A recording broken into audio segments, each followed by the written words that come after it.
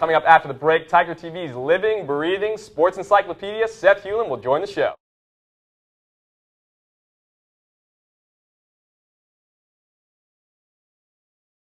Well, Derek, I noticed since I stepped up my bow tie game, you couldn't really hang. It's unfortunate. More importantly, how are you guys doing? Smell it out there this morning? October.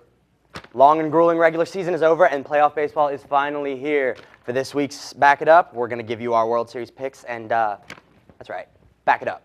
Tons of surprises around the league. Only 2 of 6 teams from last season reclaimed their division pennants. And remember, in the second year of this new playoff system, those division titles mean the difference between a 5-game series and a one-and-done scenario in the first round. Just ask the Reds. It all came down to last night for them, but they were sent packing in the first round by the Pirates. 6-2 final in Pittsburgh.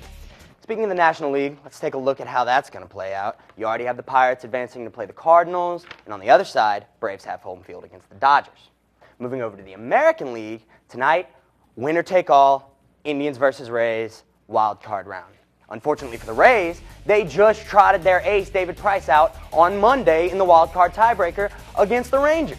Tough spot to be in for their number 2, Alex Cobb. He's got one shot to get one win. Got the Athletics with home field over the Tigers. And then the Sox play whoever's going to come out of the wild card game. Boston's been on an absolute tear lately, 15 out of the last 23. Still, they got to watch out. The Tribe has got the vibe, y'all. And if the Indians get past the Rays, the Fighting Franconas will be headed up to Beantown.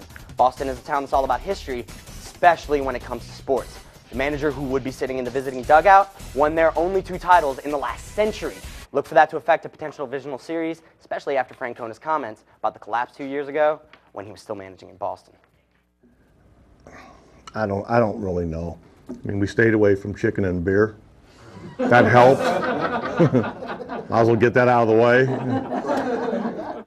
Great segment, first of all. Second of all, I don't know about this whole bow tie stuff. We didn't even start this here, but all that being said, who's your pick to take home the pennant? Got to go with the Sox. You can call me a little biased if you want, but I really think they've got the hitting, they've got the pitching, and they've got what a lot of other teams don't have. They have a swagger that they know at the end of those 9 innings, they're coming out on top. We're out here in front of one of the most recognizable tailgates on LSU campus, and this beloved Bengal RV looks like it might be in need of a facelift. Today we're going to look at this season's rookie crop, give you our picks, and, of course, back it up. Start with newbie, Mike Glennon. This kid has a cannon, and at least according to Shiano, has been openly competing for the starting job since day one.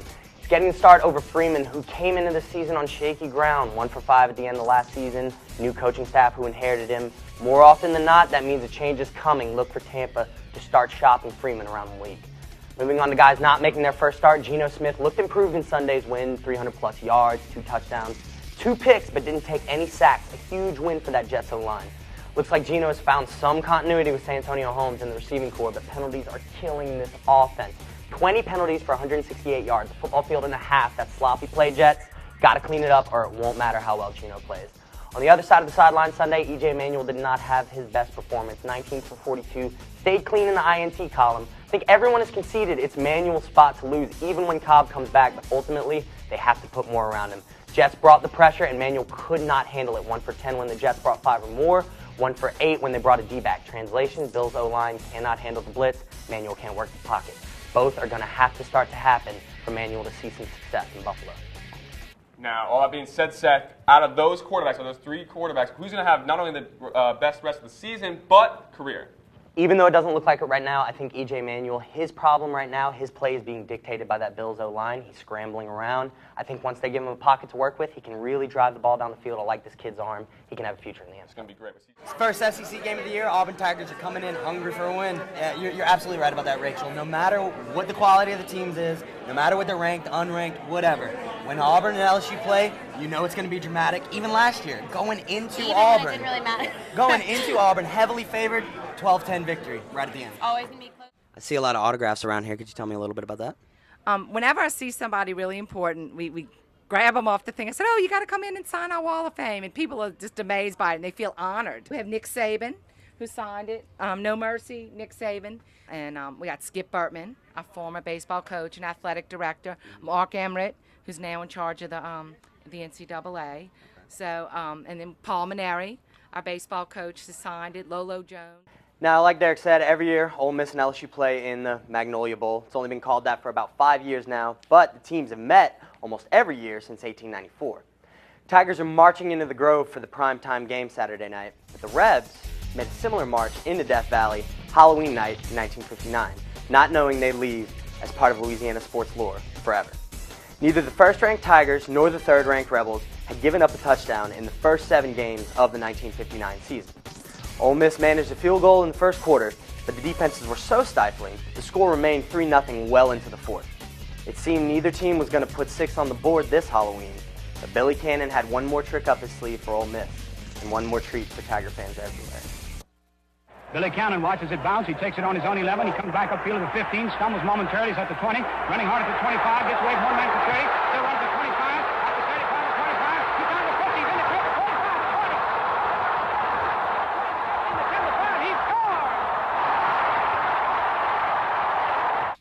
Wow, I mean, what I would have given to be at that game. Halloween, oh my gosh, unbelievable. Now, out of those moments that we weren't there for that one, out of moments that you have lived to see, Seth, what is your favorite LSU moment? I think hands down, and I was in the stadium for it, little 17-year-old Seth Hewlin was in the stadium for this. 2007, LSU versus Florida. 4-for-4 on fourth downs, Jacob Hester manning up in the whole game. And in the middle of the game, they actually announced USC, who had been #1 and #2 with the Tigers pretty much all year. They announced that USC had lost an upset to Stanford 24-23. Huge win for the Tigers, and we were #1 after that. What would you say to somebody who did say, why don't you just go and buy a new motorhome, more modern motorhome? Well, it's not about being modern and having all the luxury. It's about memories. Thanks so much for that, Coach. Thanks so much for the interview, too. And we'll be right back. We'll get you caught up on all your college scores from around the nation right after we pay some bills. And Tom Brady's passing rating is way below average. Terrible. Yeah, it is. I just don't know how to explain it. Coming into week 3, there are stories all over the place. For this week's Back It Up, we're going to take a look around the league, tell you what 0-2 teams we think are contenders, what 2-0 teams we think are pretenders, and as always, back it up. We're going to start in Nolens, where the Saints got a huge last-second catch from Colston to slay the Bucs and improve to 2-0. Looks like with Peyton on the sideline again, this offense is humming. And Rob Ryan coming in the offseason, their defense looks a lot better. Honey Badger and the Cardinals are on their way to the Dome Sunday, and Breeze is going to have to account for number 32 at all times if he wants his offense to keep the ball. Chiefs moved to 2-0 with a nail-biter against Dallas. Some big offseason acquisitions there, including new starting quarterback Alex Smith, new head coach Andy Reid. 2 wins this season. Already they've equaled their win total from last season, a season that saw them put 6 players on a Pro Bowl roster. Reid marches them onto the link in Philly to face his old Eagles squad Sunday and hopes to pass last year's win total. Lastly, a lot of crying going on in the Capitol as the Skins are 0-2. RG3 is about 3 months removed from getting a new knee, and there's already talk about him being benched for Cousins. The backup took Griffin's spot in the preseason and performed pretty well, but was sat for week 1. Griffin has been seeing ghosts in the backfield, and with that Lions D-line coming in, Cousins just might get the call.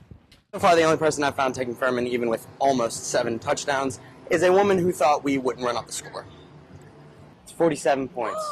Oh my Do you think LSU will be Furman by more than 47? No, hopefully they'll be gentlemen and stop at 47. Doing pretty well, Derek. It's great to be back, and 11 more months of being World Series champs, so pretty great.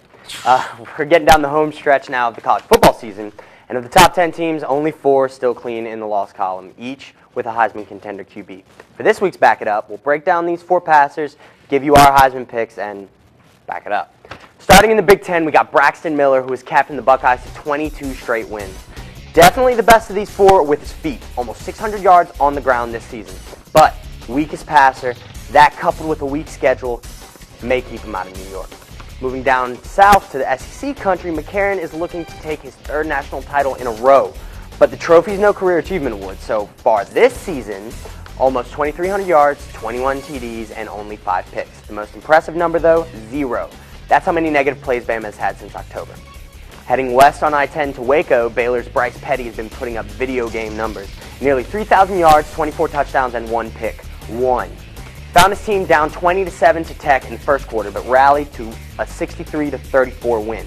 Oh, by the way, that was the 6th time that Petty and that offense have put up over 60 points in a game. Lastly, Freshman phenom Jameis Winston. Now this kid came into a great situation. He'd be the first to tell you there's talent all around him, but he's really answered the bell and been the glue that this Seminole team was looking for. Almost 3,000 yards of his own, 28 TDs, 7 picks. But when you watch this kid play, he puts the ball in windows that you just don't trust other college quarterbacks to get it into. I don't know if it's the baseball background or what, but this kid is crazy accurate. He makes mature decisions with the ball, and when he's got to step up and make a throw, he makes it. Now here's Winston on his team's most recent performance, a 59-3 drubbing of Syracuse. I mean, our team. I mean, you have great veterans around you. You have great people that you trust. You want to go out there on that battlefield and just play your heart out. For us to get in that groove, and once our offense get in that groove, it's hard to slow us down. Now, what an interesting Heisman race this year. Lots of great characters. You got, Jameis Winston, another freshman. Now, out of that list, who do you like to win it? First of all, I'd like to say honorable mention to Johnny Manziel, but you can't end up on this list if you hang 2 losses. I got to say Jameis. Kid, he's most NFL ready looking to me. He has the most poise. Yeah. Look for him to be playing on Sundays. Look for him to be taking down the trophy. Great talent. Also young. There were definitely some tailgaters I talked to who couldn't care less about the spread on the game. 47 points last I checked. Hey, who cares? We're here for the party. Sounds like it's going to be a close one. There was others I talked to who just broke into impromptu musical performances. Sing it.